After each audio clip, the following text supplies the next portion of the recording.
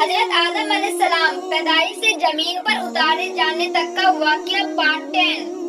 اللہ تعالیٰ آدم علیہ السلام کی طرف معجز ہوا اور فرمایا ان چیزوں کے نام بتا دو۔ آپ نے تمام چیزوں کے نام صحیح بتا دیے۔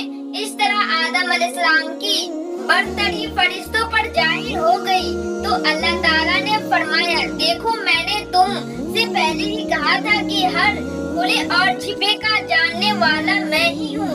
مطلب یہ کہ ابلیس کے دل میں چھپے تکبر اور غرور کو میں ہی جانتا ہوں، اور فرشتوں نے جان لیا کہ آدم علیہ السلام کو علم و فضل کے ذریعے ہم پر فضیلت اور برتری دی گئی ہے۔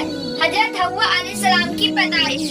جب فرشتوں کے سامنے ابلیس کا گھمنڈ ظاہر ہو گیا اور اس نے گھمنڈ اور سرکشی پر کمر باندھ لی تو اللہ تعالیٰ نے اس پر لعنت فرمائی، آسمان اور زمین کی حکومت اس سے چھین لی اور جنت کی پہرےداری سے بھی ہٹا دیا اور فرمایا تو مردود ہے، جنت سے نکل جا، اب قیامت تک کے لیے مجھ پر لعنت ہے۔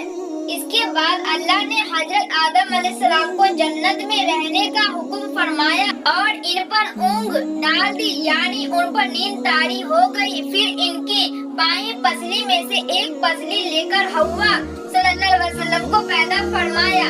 آدم علیہ السلام جب سو کر اٹھے تو اپنے سرہانے ایک عورت کو کھڑا دیکھا۔ انہوں نے پوچھا تم کون ہو، کہاں؟ ایک عورت پھر پوچھا کس لیے پیدا کی گئی ہو؟